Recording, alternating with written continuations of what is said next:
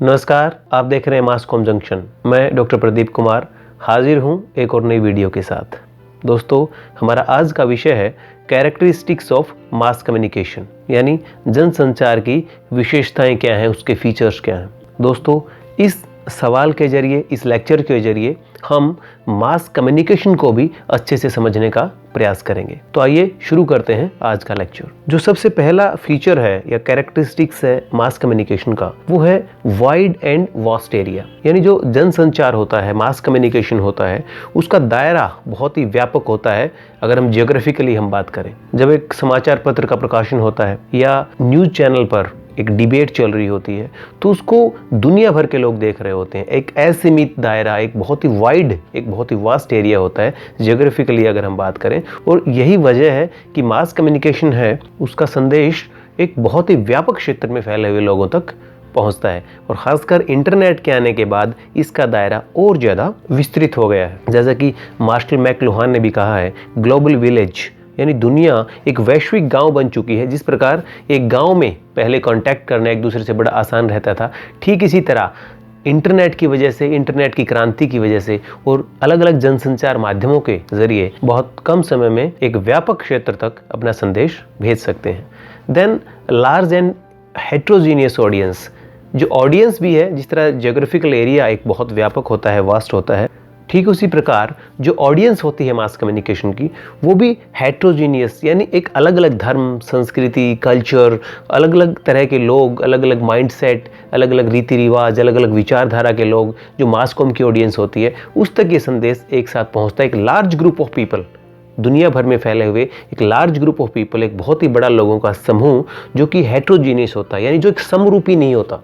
जैसे कि आप क्लास में एक टीचर पढ़ा रहा होता है तो उसके सामने जो स्टूडेंट होते हैं वो होमोजीनियस होते हैं, यानी उनमें एक समरूपता होती है, वो एक एरिया के हैं, एक एज ग्रुप के हैं। लेकिन जो मास कम्युनिकेशन जब हम करते हैं तो उस संदेश को, अगर हम समाचार पत्र की बात करें, जब उसको लोग पढ़ रहे होते हैं, पूरी दुनिया के लोग उस समाचार पत्र को पढ़ रहे होते हैं, कुछ उसकी हार्ड कॉपी पढ़ रहे होते हैं, कुछ न्यूज़ पोर्टल के माध्यम से या ई पेपर के माध्यम से, अलग अलग तरह के लोग जिनकी एज ग्रुप शायद अलग अलग है, जिनका एजुकेशन का लेवल अलग अलग है, जिनका सोचने का नज़रिया अलग है, वेशभूषा अलग है, कल्चर अलग है, खाना पीना अलग है, यानी एक हेट्रोजीनियस ऑडियंस मास कम्युनिकेशन की होती है। और मैसेज जो है वो एक होता है, लेकिन उसकी ऑडियंस जो उसको रिसीव करती है मैसेज को, वो हेट्रोजीनियस होती है। और क्योंकि ऑडियंस जो है वो हेट्रोजीनियस है, लार्ज भी है, तो इसी वजह से अनोनिमस भी होती है। जिस प्रकार हम इंटरपर्सनल कम्युनिकेशन में या स्मॉल ग्रुप या ग्रुप कम्युनिकेशन में हम हमारे सामने बैठी ऑडियंस को देख पाते हैं, जान पाते हैं, उसको हो सकता है बाय नेम भी हम जान पाएँ, लेकिन जो मास कम्युनिकेशन का जो ऑडियंस है उसको हम बाय नेम नहीं जानते और वो एक तरह से अनोनिमस है। Then gate keeping, mass communication में गेट कीपिंग होता है। जैसे एक न्यूज़ रिपोर्टर एक खबर को कवर करके लेकर आता है, उसका सीनियर फिर उसकी खबर को चेक करता है और कुछ वैल्यू एडिशन करता है, फिर उसके बाद फाइनली जो है एडिटोरियल जो टीम है, एडिटर्स की जो टीम है, वो उस कंटेंट को देखती है। और इस प्रकार एक घटना के कवर करने से लेकर, उस खबर के लिखने से लेकर और उसकी प्रस्तुति तक एक बहुत अलग अलग स्तर पर लोग हैं जो अपने एंगल से उस खबर को देखते हैं, अपने एंगल से उसका विश्लेषण करते हैं। और अंतिम जब सारी चेकिंग हो चुकी होती है, सारे पॉइंट पर वो चेक हो चुकी होती है, हर एक गेटकीपर जब उसमें अपना रोल प्ले कर चुका होता है, उसके बाद वो ऑडियंस तक पहुंचती है। यानी जो सूचना जो है मास कम्युनिकेशन में खासकर, वो डायरेक्ट नहीं बल्कि अलग अलग गेटकीपर्स के जरिए, द्वारपाल जिनको हम हिंदी में कहते हैं, उनके ज़रिए होकर ऑडियंस तक पहुंचती है। यानी अलग अलग जगह, जिसको कहते हैं ना, छलनी की तरह छान करके उस सूचना को, उसमें वैल्यू एडिशन कर करके, उसमें अपना अपना पॉइंट ऑफ व्यू या अपना अपना जो एंगल है, जो दृष्टिकोण है, उस पे प्रस्तुति पे इसका खास असर होता है। जैसे हम इंटरपर्सनल कम्युनिकेशन कर रहे होते हैं तो वहाँ पे हम डायरेक्ट एक कम्युनिकेशन कर रहे होते हैं, बीच में किसी तरह का उसमें कोई गेट कीपिंग नहीं होता है। लेकिन मास कम्युनिकेशन में अलग अलग स्तर पर गेट कीपिंग होता है और मैसेज में कुछ ना कुछ एड ऑन होता रहता है, या उस मैसेज में कुछ ना कुछ चीज़ें काट दी जाती हैं और उसके बाद जो है वो ऑडियंस तक पहुँचता है। मास कम्युनिकेशन की एक और विशेषता जो है वो है डिलेड फीडबैक, यानी इसमें जो फीडबैक आता है वो काफ़ी देरी से आता है। उदाहरण के तौर पर जब समाचार पत्र या पत्रिका में कोई खबर प्रकाशित होती है, कोई आर्टिकल प्रकाशित होता है, आप उस पर अपनी राय देना चाह रहे हैं कि वो आपको सही लगा, गलत लगा, या उसमें आप अपने तरीके से कुछ ऐड ऑन करना चाहते हैं, तो जब आप फीडबैक देते हैं वो एक काफ़ी समय के बाद संपादक तक पहुंचता है और उसके बाद हो सकता है आपके फीडबैक पर कुछ एक्शन होता है या उस फीडबैक को एक तरीके से लिया जाता है। हालांकि इंटरनेट के आने से, सोशल मीडिया के आने से कई बार मास कम्युनिकेशन में फीडबैक जो है वो तुरंत भी आने लगा है, लेकिन उसका भी जो इम्प्लीमेंटेशन है, उसका भी जो एक्शन है वो शायद उतना प्रभावी नहीं हो। जैसे सोशल मीडिया के अलग अलग प्लेटफॉर्म्स हैं जिस पे बड़ी बड़ी सेलिब्रिटीज जो हैं वो लाइव आकर के एक तरह से मैसेज कन्वे करते हैं, मास कम्युनिकेशन करते हैं और फीडबैक साथ साथ वहाँ पे आता रहता है। ठीक इसी तरह यूट्यूब पे अगर आप कोई टॉक कर रहे हैं, यूट्यूब लाइव आप जा रहे हैं, वहाँ भी साथ में कमेंट आपके लाइव आते रहते हैं और फीडबैक आपको तुरंत मिलता रहता है।